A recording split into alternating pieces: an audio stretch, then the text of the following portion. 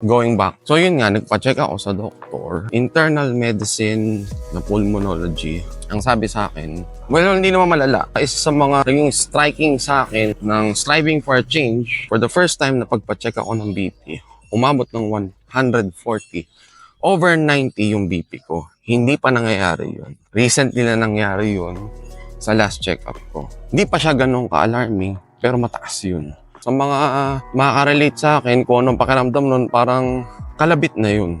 Hindi ko na kailangan mag-antay na binaramdaman ako, sumasakit yung bato ko or what. I have to take action now. The reason for the change na gagawin natin for 2025, and I hope kasama kita doon. Gagawin ko, yung ginawa ko last 2 years ago, at i-maintain na natin yun kasi going back sa pagiging ganito, although na-enjoy ko yung pagkain, pero to tell you honestly, after nun, ma-enjoy mo yung gusto mong gawin after kumain, ang pakiramdam and after effects kapag inabuso mo yung sarili mo, not good. Kaya stay tuned sa mga updates. I'll keep you posted. If you have questions, PM mo ko.